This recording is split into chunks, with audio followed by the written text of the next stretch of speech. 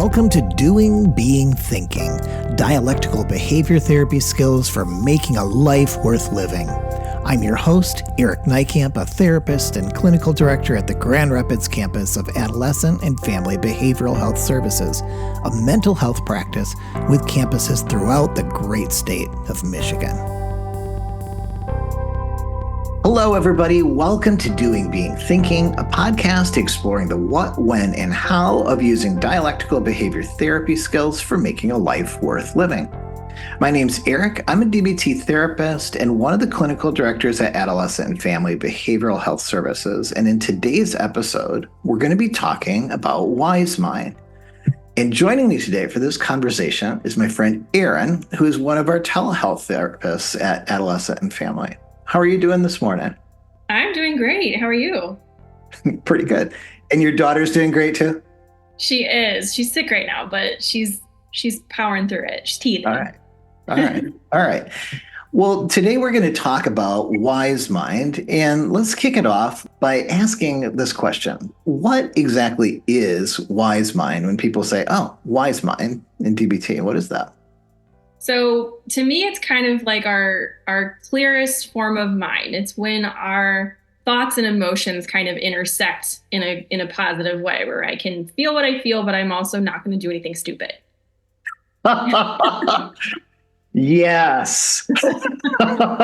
Not doing stupid things. That is right on. Yes. I love that. You know, sometimes when we teach this one in class, I might want to borrow that, to be honest with you. We'll talk a little bit about, it's kind of like that MasterCard symbol where you see this diagram of the two circles kind of like kissing each other. Mm-hmm. And they overlap. And on the one side is the feelings, like your emotion mind. And on the other side is reasonable mind.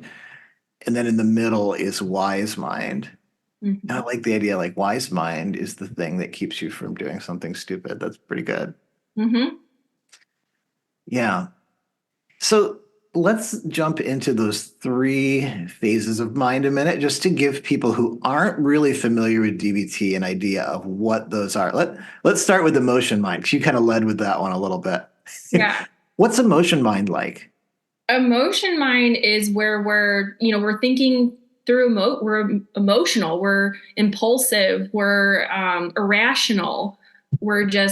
Our emotions are driving our actions at that point, or our urges. Yeah. And on the other side, so people said like, and then there's this other part, reasonable mind. What would you say that is?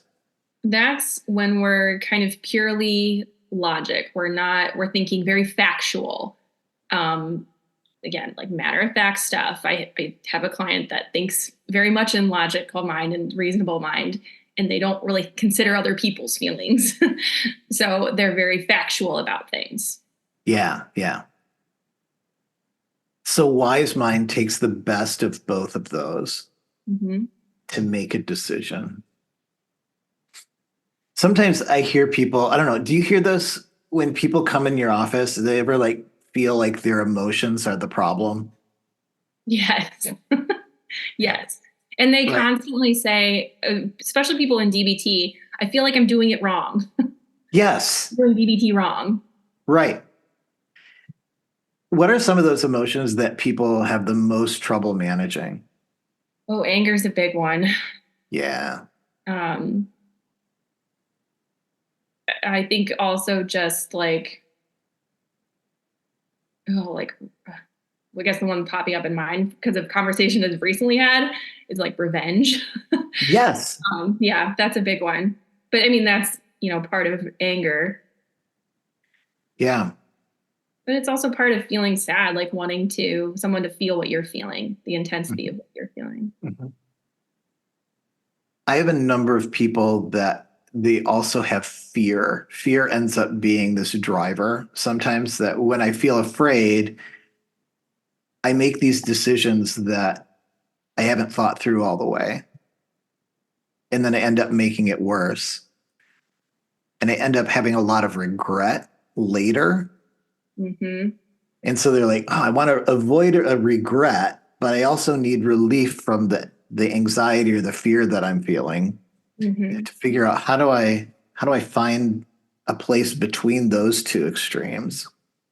Sometimes I'll hear people, I don't know if you do, where people talk about reasonable mind like it's the hero.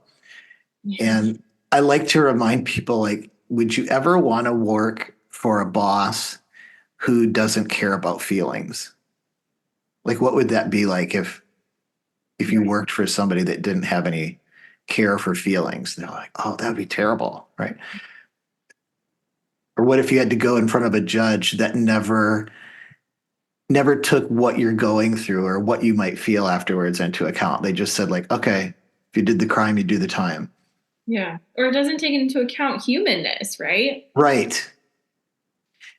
So that balance is really, really important because no one wants to live in the extremes. The extremes of anything can be really damaging. Mm-hmm. So, when would you say that it's really useful to use the skill of wise mind? All the time. I just think it's useful when, you know, I can think of an example of like when how many times have any of us, and you've probably done this, I've done this, of when you're something happens at work and you're writing your email to your boss, like, Yep. really aggressively, and then you stop for a minute and think, yeah, I want to keep my job, so delete, delete, delete, delete. That, Yeah. that. Yes. So I just think it's useful. It's useful all the time. It's useful when we feel something intensely and our feelings are valid, but how do we act appropriately on it so that we don't regret what we did Yeah. or make things worse, which is kind of the whole point of wise mind, to not make things worse. Well, I feel like that's like such a human thing, right? Like humans are really good at making things worse. Mm-hmm. And we all have that capacity. I don't know. I mean, for me, I think about parenting. It is so easy to make it worse as a parent and for me to be in my emotion mind. I mean, kids can get under our skin. Like we might be sleep deprived. We might be worn down. We might be dealing with a bunch of other things. And then you have to parent. And maybe your kid did something that's really frustrating or really worrying. And it's like, if you make a parenting decision in that frame of mind where you are the most emotional, like you're probably going to overdo it, or it's probably going to be too harsh.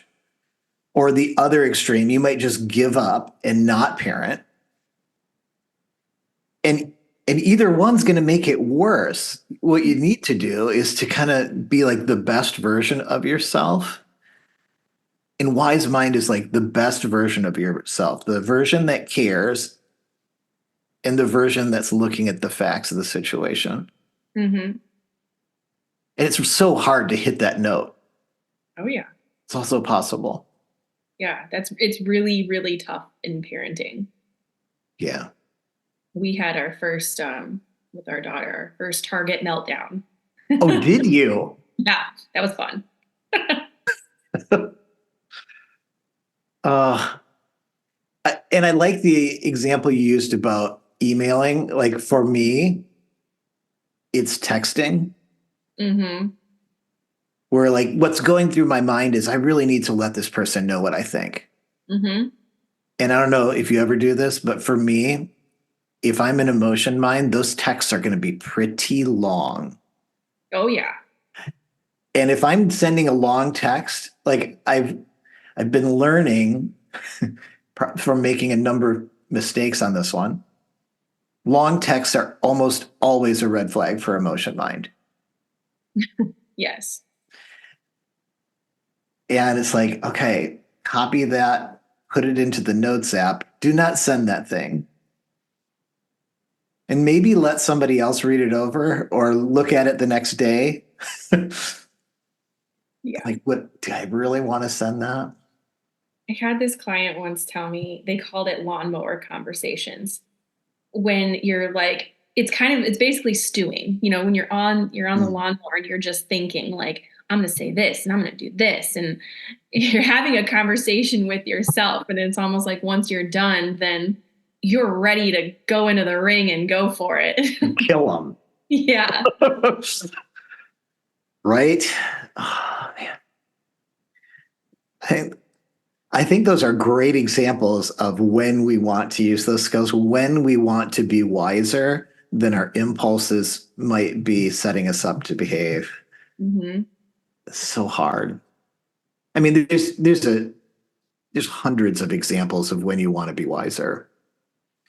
So in one of these situations, like how would you use the skill of wise mind? Let's imagine that we're in one of those times where we're feeling super hot, or we're like, I'm just going to let them know, or like, this is what I'm going to say. How would you use the skill in that moment? So I kind of, this is where I like some of the other DBT skills to be helpful because it's more of kind of like stop, where I'm taking a step Yeah, back. yeah. I've used this like with clients before I talk about a puzzle. You know, have you ever had a puzzle, like you're doing a puzzle and you have this one piece that you just cannot find? And the more and more you try to find it, the angrier you get.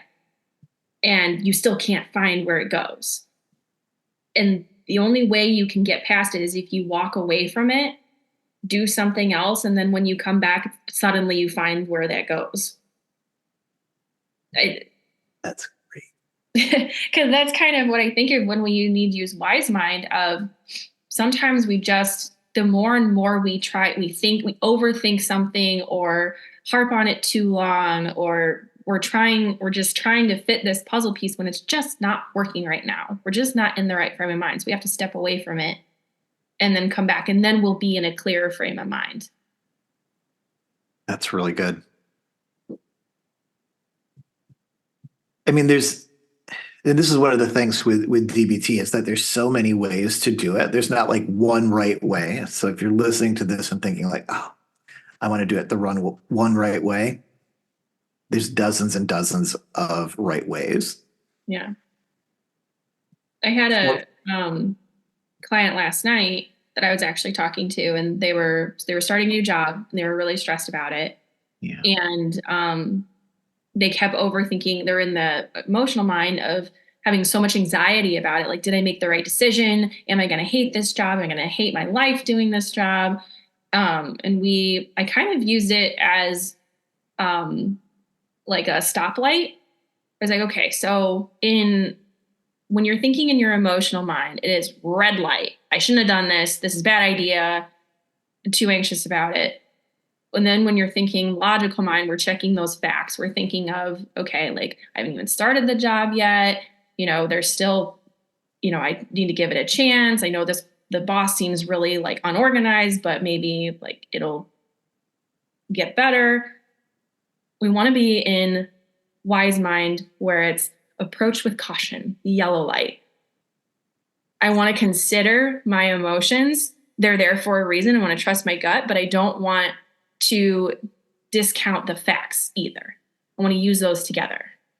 I always, it makes me think about myself when I'm doing this skill. I'm a pretty emotional person. Um, Anybody that lives with me absolutely knows that. I can feel all the feelings at a 10. For me, though, when I am in those frames of mind, the way I experience it is that I kind of lose track of my body and I'm really in my head. Mm-hmm. And I'm thinking all these thoughts and they're going pretty fast, usually about like what I want to do. For me, when I'm trying to use Wise Mind, I ask myself two questions. And the first one is like, what are you actually feeling? Mm. And that's what makes me pause is to like just sit there and think about what word would I use to describe my feelings. And when I come up with the word, I feel my body drop just a little bit. Mm.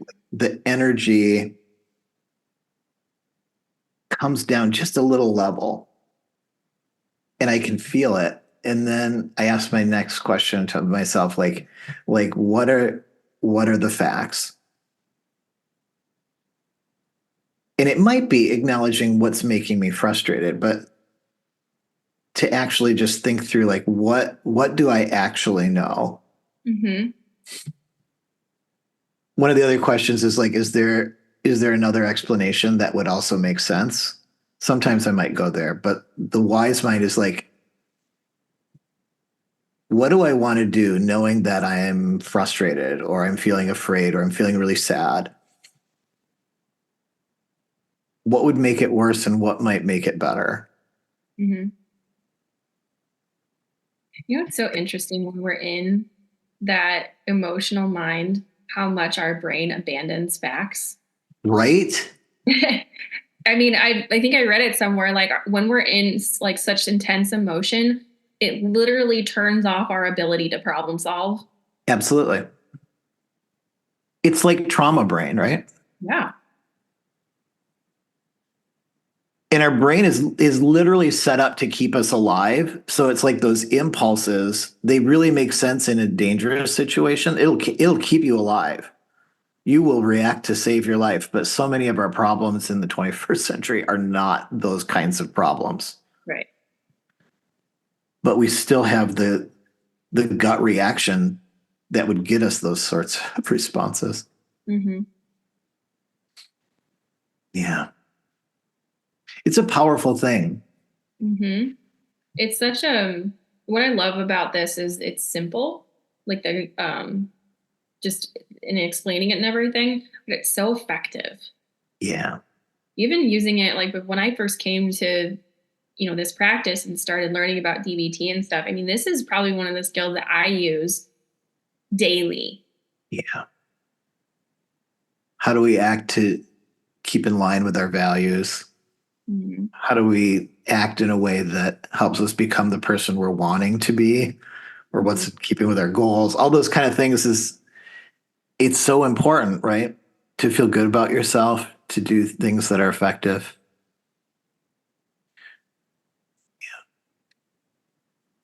Well, what do you think might get in the way of using wise mind, either for yourself or things you've heard from other people? I think a lot of times, at least for me, it's my own insecurities that get Oh, in the that's way. good. That's good. My own maybe negative core beliefs about myself. That often, for me particularly, that gets in the way. And I sometimes need someone outside of me to like make me see it, even. I don't recognize it. So you're also more aware of your thoughts then, and those thoughts can get in the way. Thoughts Mm-hmm. about yourself. Beliefs about myself, not just thoughts, but beliefs. Yeah, that's so true. You're making me think about the ones that I have. I mean, one that I don't mind talking about out loud is it's your fault. You always make it worse. Like that's part of my self-talk. Like, oh my gosh, if those start going on, it's your fault. You always make it worse. Mm-hmm. Tell you what, brings up the emotions, it elevates those emotions, and it almost like makes it come true. Yeah. You It's start, this weird catch 22, yeah, right? you start abandoning the logic. Yep. Out the window. There it goes. And it's wild, like it's so hard to explain, like being in it. It literally feels like that is the truth in that moment. No matter, like, even if someone is to say like the logical piece, sometimes it's just like, but no, that it's, I can't, I'm even having a hard time explaining it now, but yeah, feeling that you don't even think that you're abandoning logic. You think that is true. That's right. I think that is what the experience is that we think that our thoughts are true, Yeah. but it's really filtered through our feelings. Oh, yeah. Sometimes that what would the calm version of yourself think?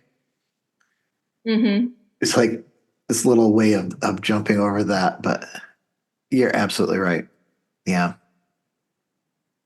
Are there anything else that might get in the way of using this skill that comes to mind for you?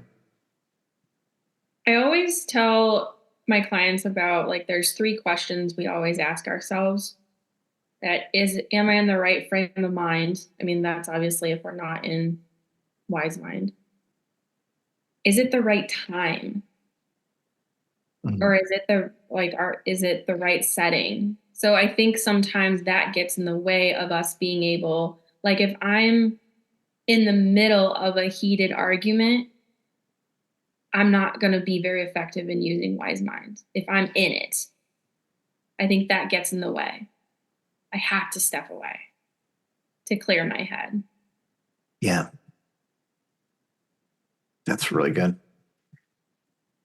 One that's coming to mind for me is kind of some extenuating circumstances that might be going on. Sometimes we'll call those vulnerability factors. Oh, for sure. Like, am I robbing myself of sleep? Or am I in a position where like I'm not getting enough sleep? Like just for me monitoring that, um, am I more likely to make impulsive decisions if I'm super hungry? Yes. Right. Okay. These are like, I mean, you kind of don't go there in your mind where it's like, oh, Yeah. you know what? If I would have ate some grapes before I said that, I might be hangry. My Right. dad literally told my husband on our wedding day, he said, just make sure she has slept and has had food, and your life will be great. like, and that's so true. It's like, if I don't have sleep or if I'm hungry, woof, totally different person. Yeah. Like here's another one that I hear once in a while is, and I think it's super interesting. I had one person literally, they said, I think I make most of my worst decisions after I've had some marijuana. Mm, that's interesting. And they got very curious about it.